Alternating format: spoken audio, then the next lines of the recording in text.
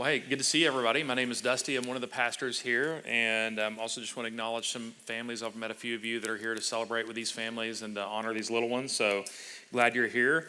We're just basically a Christmas series that we kicked off last week, and another word for Christmas would be Advent, which really is talking about the waiting that in the Old Testament. You're going to see a lot of this today.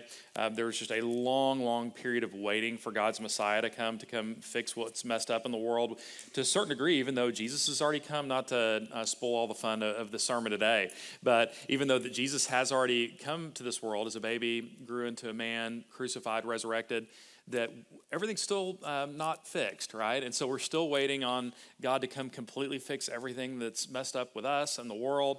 And so we're still waiting to a certain degree. So that's what we're doing for the next several weeks leading up to Christmas. Today, what I want to talk about is that I've already even talked to several of you that these themes come out in you, is just the craziness of this time of the year and how we look down and we got these things we need to do. And even like if you're a parent, that you're all the time, like Amy and I had a conversation, my wife, yesterday about, okay, we need to make sure we're kind of balancing out presents, with kids. You'd hate to have one that has this incredible haul and one that gets like erasers or something like that. Nobody even uses that anymore. And you have all these things, right? Christmas parties and things you need to do, already planning out, like if we're making any trips to see any extended family or maybe none of those things, we're just going to go do something else. And so I can feel that a lot, where you're looking down and you're doing the things. And have you ever had a period in Christmas, regardless of what your religious background is, where you look up even on Christmas Day and you exhale and you're like, oh yeah, there's something about Jesus, I think, that was supposed to be mixed in with all this, but I don't even know. And we could just look down and we've got all these things. But it's not just Christmas that we can tend to look down. I'll give you this quote. It'll be up on the screen just because it's a little bit wordy. A social commentator named Hugh McKay. I came across this quote via Mark Sayers' really good book, The Road Trip That Changed the World. Here's McKay. He found himself by a charming, articulate, professional woman who spent most of the evening telling me about her home renovations, including her new bathroom. The big issues did not seem to grab her. The sweeping conversations that occurred in the past about life, religion, and politics were now replaced by the minutiae of home renovations. It struck me that our endless quest for the perfect bathroom tile might have become a way of distracting ourselves from other larger questions, the questions that exist, the questions about God, why am I here, bigger questions about meaning, right?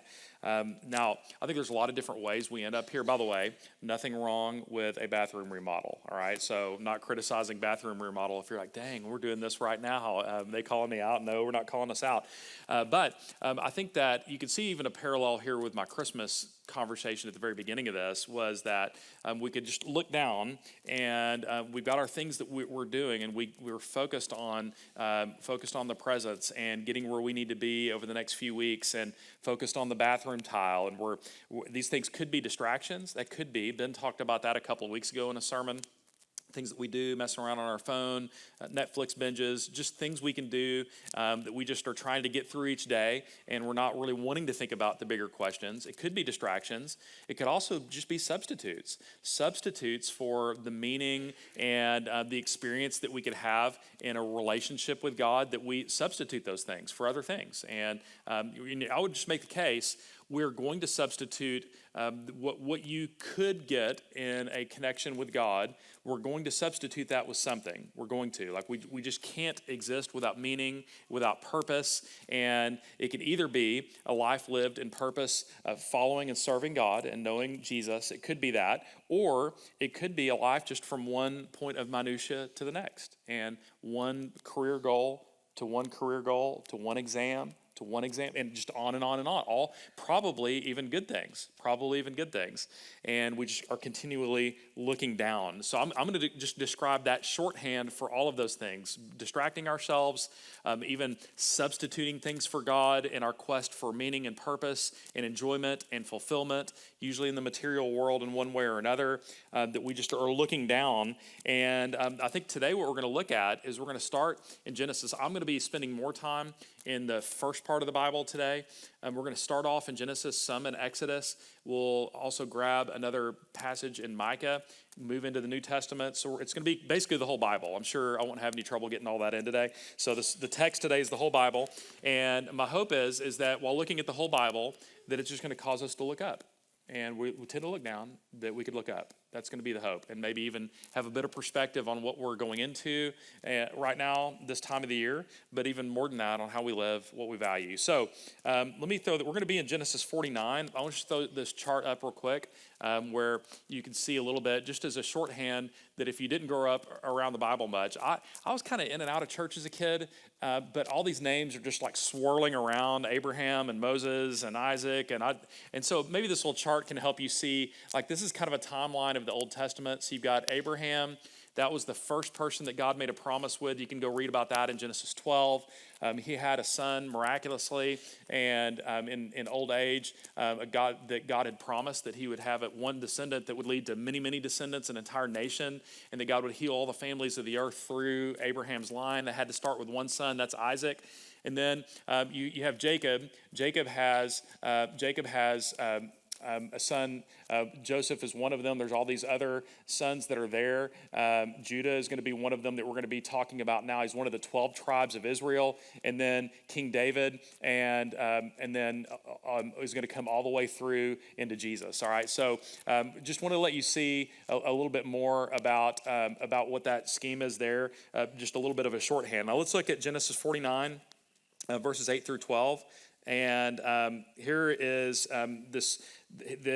basically what's happening here is there's been a blessing. Jacob, whose name has been changed to Israel, don't get too bogged down in that, is blessing his sons, really the 12 future heads of Israel, these 12 tribes of Israel, and he gets to Judah. And there's been all these little short things, and Judah's pops because there's something really unique about this.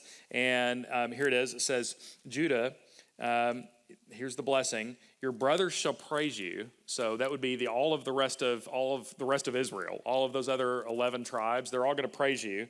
And your hand shall be on the neck of your enemies.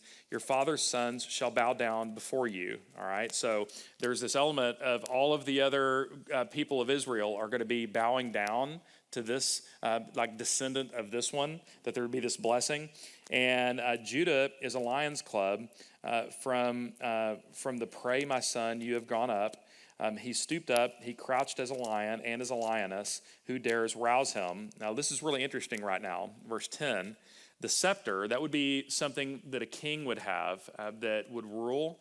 The scepter shall not depart from Judah, nor the ruler's staff from between his feet, until tribute comes from him. And to him shall be, listen to this, the obedience of the peoples. All right, so there's just a lot. I mean, I would say verse 10 is the key verse to this part of the blessing, where it's saying that, look, this is going to be, out of the 12 tribes of Israel, this is going to be the one that the king will come from. And by the way, that will be later. We'll see that's David. David would be a descendant of Judah. And then ultimately that's going to be Jesus. And that there's going to be tribute that's going to come. He's going to rule. And listen to this, that to him shall be the obedience of the peoples. That would mean that in addition to the other 11 tribes of Israel, going to praise and honor this one great king, that all of non-Jewish people and people all over the world, all the peoples, this is why we do global missions, is we want all the people of the world to know who Jesus is, and that there would be the obedience of the peoples, that there would be faith and obedience flowing there. Verses 11 and 12 have, I would just almost say, apocalyptic type imagery right here, that it's kind of vague, it's kind of poetic, painting a picture. And it says, binding his foal to the vine and his donkey's colt to the choice vine, He has washed his garments in wine and his vesture in the blood of grapes. His eyes are darker than wine and his teeth whiter than milk. So apparently this coming king has good dental hygiene, which is going to be a positive. I'm kidding. But there's a lot of apocalyptic literature. You could even see some imagery here of blood being shed. Some commentators do when you look at this. But there's just a portrait being painted here of, you have all these little things being said to these other sons. And I wish we had time to do a deep dive in Genesis 49. But what you see here is there's something really different about this king going to rule. That is, obedience is going to come. All of the rest of Israel going to acknowledge and worship and appreciate him. And there's going to be a sense of rule over all of humanity coming. And there's going to be tribute coming from all the peoples. And so there's a lot going on here. And again, what I'm hoping happens is, even as you read this and you're seeing that there's this promise that's Judah, and Judah himself doesn't rule. There's a lot of waiting that happens. I mean, you have Judah, and then you have Israel way down the line is going to be enslaved in Egypt, and that would happen. The beginnings of that would come through Joseph, and then you're going to have from there, you're going to have hundreds of years of waiting, and then you're going to have they're going to go into the land, and then there's going to be David that would come, that would be an initial fulfillment of this, and then you're going to have a lot of these rulers that aren't real good, and that's going to move forward to a passage we're going to look at later in Micah, and it's going to look forward into Jesus. In fact, if you want to see this, you can look in Luke 1:32. It says, he will be great and will be called the Son of the Most High, and the Lord God will give to him the throne of his father David, and he will reign over the house of Jacob forever, and of his kingdom there will be no end.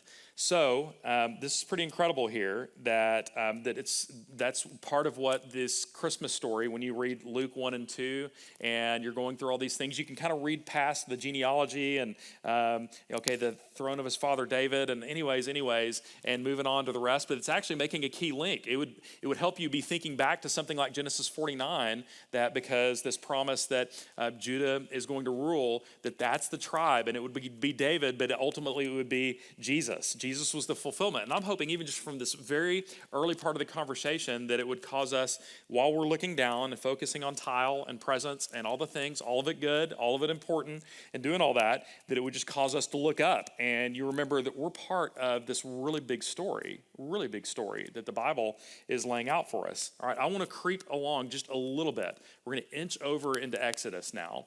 So at this point that you had Joseph, that ended up essentially becoming very important and powerful in Egypt, and he ends up bringing all of his brothers, that all of Jacob's sons end up coming there because there was a big famine in the land, and Joseph had favor with the Pharaoh. He's basically his number two, and it was all great until it wasn't. There was a Pharaoh that didn't know, like, who are all these foreigners and why do they have so much power? So they get enslaved, and it goes on for hundreds of years, and they waited. Again, there's that word, waiting. And look at Exodus 2, verses 23 through 25. During those many days, the king of Egypt died, and the people of Israel groaned because of their slavery and cried out for help. Their cry for rescue from slavery came up to God, and God heard their groaning, and God remembered his covenant with Abraham, with Isaac, and with Jacob. God saw the people of Israel, and God knew. I mean, this is so cool whenever you look at this passage. I mean, this would be a great one to have another whole sermon on. All these they're really great. I'm going to resist the temptation just to sit down for a super long time on any one of them. But I wonder what all's going on in this room. And one thing I've learned, one of the gifts of being a pastor, I think, is realizing that everybody's walking through things. Everybody. Like, I tend to look down and focus on my things. I bet you do too. Like, what are the challenges in your life? So just think about that. What's like the big challenge for you going on right now? I don't know. Just think about it. You probably didn't have to think about it very long. And you're like, yeah, I've been thinking about it this whole morning already. And you've got a challenge, something that's really frustrating for you, something that's hurtful for you, something you don't know how to find a way forward for. Now, I'm not comparing that exactly to being enslaved for hundreds of years, but we've all got our things. And what's interesting is while we're walking through our things and hundreds of years of waiting for Israel, I mean, just look at the action that God takes. They've been crying out to God for generations, and it says their cry for rescue from slavery came up to God, And then God responds. God hears their groaning. God remembers his covenant with Abraham, that God made a covenant with Israel, and he remembered it. So God hears and he remembers, and God sees them. It says God saw the people of Israel, and God knew. I mean, isn't that encouraging that he hears and he remembers and he sees and he knows that whatever it is you're going through, that you may feel like your prayers are bouncing off the ceiling and you even notice what you're going through. And I don't know what those things are for you, but he sees you and he remembers. And he remembers the covenant that he made with Jesus that you're a part of if you've trusted in Jesus. And he sees what you're going through, and God knows, like all of it. And so you've got this God drawing near component right here, but now going right in. I'm talking next verse, even though there's a new chapter and how we read our Bibles, that it's the next verse as we move into Exodus chapter 3. And now we're talking Moses, who's leading God's people out of slavery. God had seen this. That's what's going to happen. But right now, this is the very beginning of this. And it says, now Moses was keeping the flock of his father-in-law, Jethro, the priest of Midian, and he led his flock to the west side of the wilderness and came to Horeb, the mountain of God. And the angel of the Lord appeared to him in a flame of fire out of the midst of a bush. And he looked, and behold, the bush was burning, yet it was not consumed. This is the burning bush. And Moses said, I will turn aside to see this great sight while the bush is not burned. When the Lord saw that he turned aside to see, God called him out of the bush, Moses, Moses, and he said, here I am. Then he said, do not come near. Take your sandals off your feet, for the place which you're standing is holy ground. And he said, I'm the God of your father, the God of Abraham, the God of Isaac, the God of Jacob. And Moses hid his face, for he was afraid to look at God. All right, so I just want you to think about what we've got going on in this one passage. You've got God drawing near and hearing, all right, whatever it is that these people were going through and all the frustration for generations, whatever your frustrations are, you have God seeing and remembering and knowing and hearing, and he's drawing near. Right on that next passage, you've got humanity encountering God, and God says, nope, not any way you want. This land right here that you're walking on is holy. I'm way, way bigger than you think. That you may just be kind of curious about this whole deal, but I'm the creator. There's a sense of difference between God and creation. And so this is just really interesting, is that, again, that whenever we can be so tempted just to look down and look at our circumstances and the things that we distract ourselves with and things we substitute for God, and there are a lot of them that we do this with, that this is one of these things, again, that I think causes us to look up and see God both comes near and he's very different. And he's very different, that he wants to connect with us, and yet he's, in his essence, is different than all of us. And I think this is so interesting.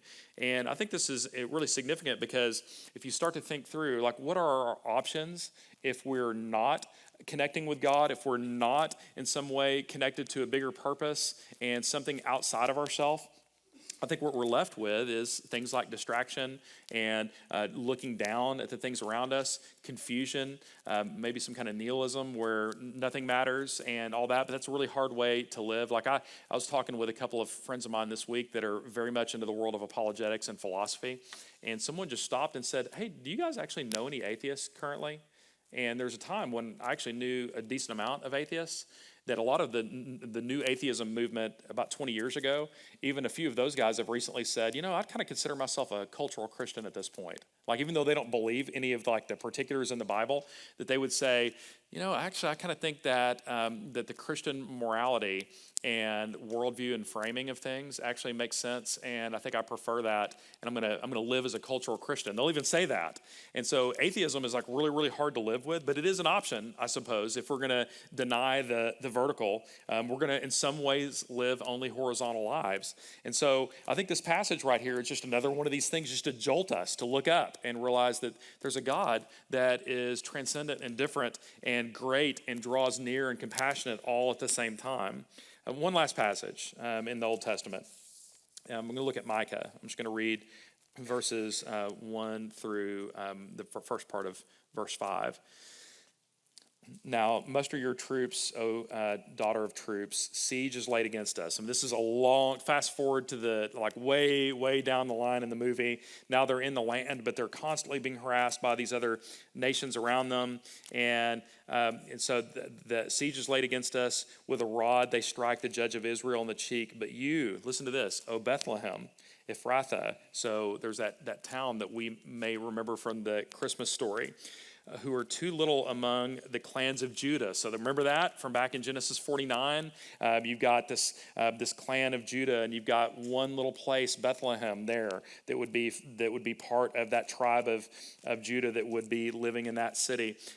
From you shall come forth from me one who is to be a ruler in Israel. So there's another prophecy hundreds and hundreds of years after Genesis 49, whose coming forth is from old, from ancient days. It had been promised a long time ago. Therefore, he shall give them up until the time when she is in labor, she has given birth. Then the rest of his brothers shall return to the people of Israel. And listen to this. And he shall stand and shepherd his flock in the strength of the Lord, in the majesty of the name of the Lord his God. And they shall dwell secure, for now he shall be great to the ends of the earth, and he shall be their peace, is that next part in verse 5. Isn't this incredible? So you have that promise, that blessing that was given to Judah a long time ago, hundreds and hundreds of years earlier.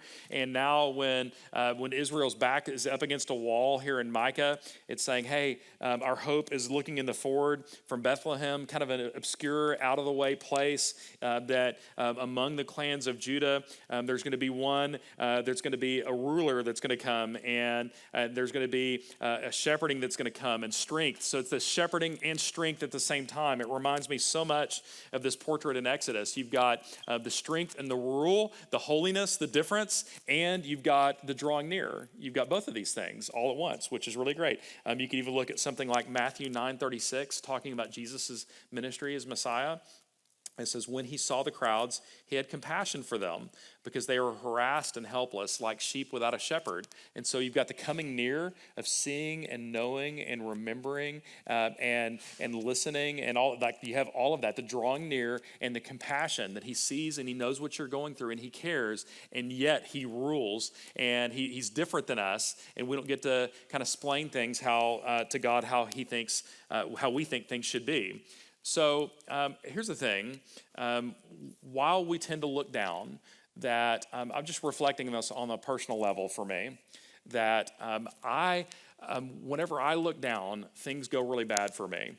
And I think this is Lubbock spirituality in a nutshell, where what we can do, and it's really tempting to do, is where we get very, very busy with things and stuff. Again, we've hit this pretty hard today, and I think you could probably relate to it. It's a busy time of the year. We've got things going on, and even our lives in general. There's a lot of pace, a lot of things, and all that, all right? So that happens. But here's what I've noticed is that, man, I have spent, if you've been around, you've heard plenty of sermons on these, but I've spent an entire lifetime putting things in God's place. I mean, I've done it over and over again, and I'm king of distraction, so I can do this all day long. However you get distracted, I bet I can do it more and better, possibly. It's like my one truly elite skill. So we can do all those things, and I've substituted so many things for God. I've done it, mostly good things, like my kids and like their sports. That's something that's really important to us as a family. It's just interesting if you're like, well, how does that look? I would just invite you. It's really interesting to go sometime to like a really super important 9-year-old soccer game. You know what I mean? Like high stakes. I mean, very, very important. Like I even saw a Facebook posting on a group I'm a part of that said, hey, like it was a posting for experienced 7U baseball player. So that's an interesting thought, isn't it? So, but it's just interesting just to show up to a setting like that, a 9-year-old soccer game or an 11-year-old basketball game, something that really doesn't mean almost anything, and just show up, get some popcorn, whatever, from the concession stand, and just sit down. Like you truly don't care, and watch parents freak out. It is wild. I mean, it really is. And what's interesting about it is that when you're objective in all of it, you're like, you know what? I mean, they're all traveling, man. Quit yelling at traveling. Every one of them are traveling, like every time. And I don't know enough soccer rules to say anything somewhat intelligent. So they're all touching it with their hands. I don't know, whatever that would be. But whatever it is, that you just watch it and you're like, okay, that's what it looks like whenever you've lost perspective and the only thing that matters right now is winning this 8-year-old baseball game. Nothing else in the world matters. Like we're just right here. Nothing else matters. And I've done a lot of that kind of thing, whether it's in the moment, but honestly, the bigger things for me, for the most part, I can stay relatively cool, especially if I'm not coaching in a game. But the bigger thing is even like your heart and what you love, you find yourself thinking about all the time, putting your hope in it, and you don't realize how much hope you've put in your kids and the things they do until it goes inevitably sideways, in some way or another. And if you're like, okay, I don't have kids, I'm not married, or I do, but they're into algebra or whatever, whatever, you're like, we don't do that. We do things that matter that'll help them get jobs, and that's fine. It's probably smart for you. But here's the thing is that even while we do that, we put our focus elsewhere, and it's on our next deal and the next thing we're doing with our business and the next round of tests as students. And we're just constantly putting things in this place of, I'm going to be okay if this thing happens right here, then everything's going to be okay. And that'll give you a really good sense of what you tend to replace God with. And so I think it's a great question. I ask it decently, regularly. Like, what would you put in that blank? Everything will be great if only blank. Like what goes in that blank for you? If only blank. My kids do this. My career does this. We get this kind of money in our bank account. Whatever. What is that thing that you would put in that blank? And that's going to give you a really good clue for you what it is that you can tend to put in there in God's place and look down and focus on. All right. So how does that relate? So here's the thing. In Lubbock spirituality, what tends to happen is Jesus is kind of in the mix. And we're doing Christmas parties and making sure the presents are balanced out, and we're screaming at referees at the soccer game, and we're just trying to make money and do our deal, and most of it's got good stuff, and like Jesus is like in the mix a little bit, you know what I mean? Like we need to keep God first or something like that. You may even have it on your Instagram profile, and there may be something on there where we say, and God's number one, that's really important, and you're like, in what way? Exactly, is God number one? It's like Jesus is kind of just in the mix, and truly, while we're focusing on all these other things, Sayers calls it the super flat, like a horizontal focus, when the vertical dimension with God is broken.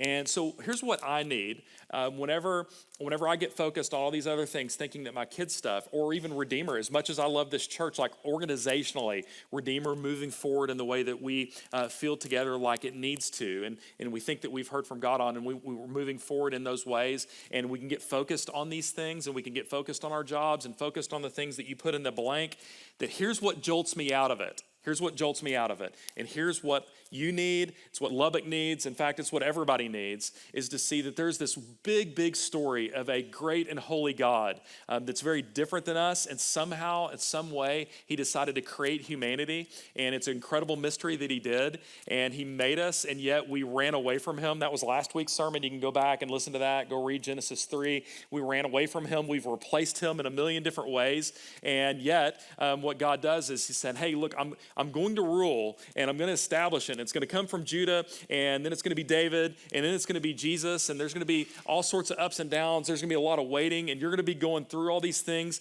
but I see you. And in fact, these two streams come into one, is you've got this holy God that's very different than you, and you've got us with our need and what's broken and what we're struggling with and what we tend to put in the blank and the bathroom tile and everything else when we put in there. And God is going to bring a better salvation and actually what it is that you need, and you're reminded that, oh yeah, there really is this big story, and there's this big God and this cosmic plan that he's got across this whole world of what he's going to do to bring his kingdom as it is in heaven to this earth, and we are a part of that, and he sees us. And like that's what's crazy. It's not just that there's this big plan, but he sees you specifically. He hears you, and yet he's holy and different. And the way that we have access to him is through Jesus' death and his resurrection, where he came as a baby, but crucified and resurrected. This has been the plan for thousands of years. In fact, before a human being was ever step foot on this earth, that this was God's plan to redeem, to reconcile.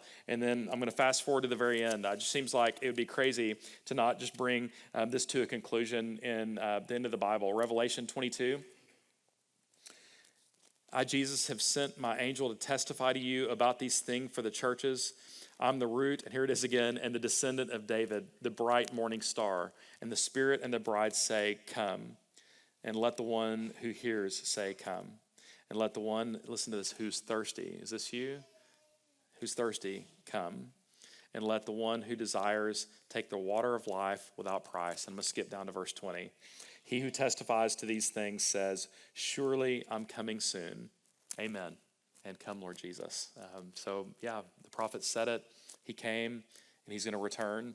And our eyes can look up and see what's true and real that puts these other things, our soccer and our career and making money, in perspective, and we know what we need. So let me pray that this would be true. Lord, would you help us to see who you are, to look up and not just look down at what's around us, as important as those things are, and that there would be perspective and hope, and even how soul shrinking this is whenever we're just focused on the material and what we can experience and consume. Lord, liberate us from that and help us to see the beauty and the worth of Jesus. Thank you for your rule over all, and make these things more true and more felt in our lives. In Jesus' name, amen.